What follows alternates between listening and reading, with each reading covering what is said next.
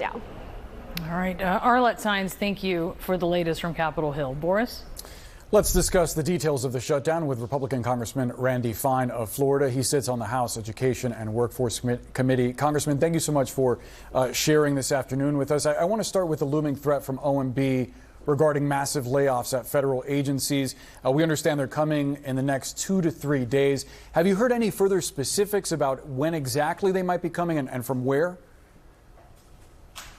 I haven't, and Russ was very clear with us on our call a couple of hours ago that they're being very precise and very focused in refining those plans so that whatever they do is done in a very targeted way to fundamentally shrink the size and scope of government. It'll be with a scalpel, not with a hatchet. There are some 95,000 federal civil employees in your home state of Florida, more than 5,000 in your district. What's your message to them?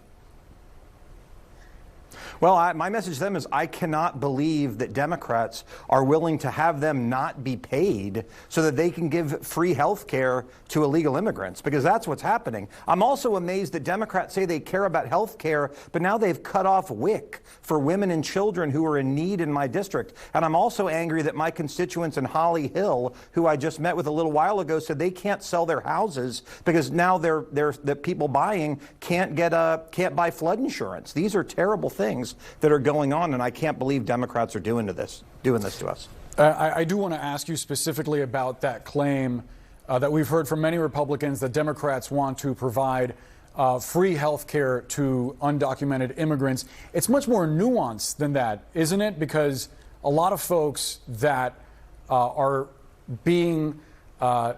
currently ineligible, that Democrats are arguing should be eligible, are here lawfully, at least presently. A lot of these folks are asylum seekers. They've applied for asylum in the United States. They're refugees or they're DACA recipients. So it's not as though many of them don't actually have permission to be in the country, right?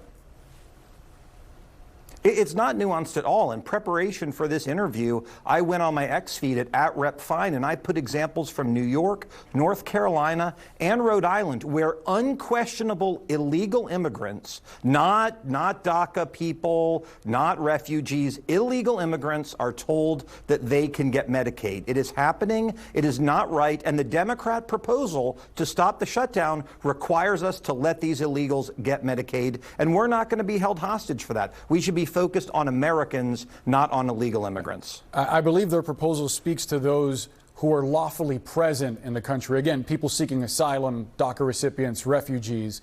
So it's not necessarily a full blanket proposal for undocumented immigrants. Isn't there some misdirection that's going on, some conflation between folks that don't have permission to be there and folks that the administration may argue came here via a program that the last administration installed that they see as illegal, but are still nevertheless holding some form of permission to be here?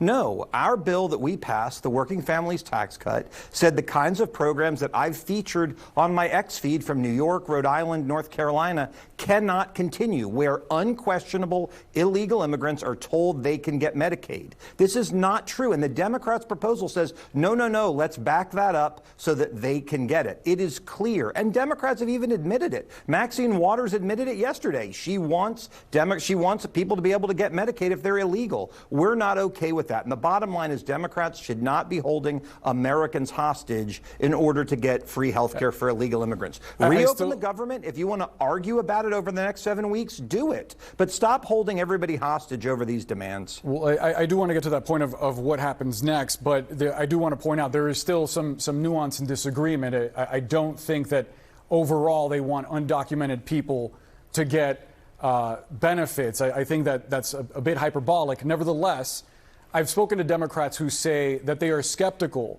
that Republicans would actually bring up this question of extending the Obamacare subsidies that are set to expire at the end of the year. As you know, a lot of folks, open enrollment begins for them in just a matter of weeks, and they are going to see way more expensive premiums. We're talking about roughly 25+ million Americans. I wonder what you say to those folks. Are you bullish about having conversations regarding extending ACA subsidies or not? Well, you talk about nuance. You need to be nuanced. The debate is not about Obamacare subsidies. Those subsidies have been in place since Obamacare was created. These debates are about COVID-era special subsidies that were created because of COVID. Those discussions and debates can happen over the next 7 weeks. All this continuing resolution does is keep the government open until November 21st. Can they make it happen? Can they not? I don't know. But what I know is this. My constituents in Holland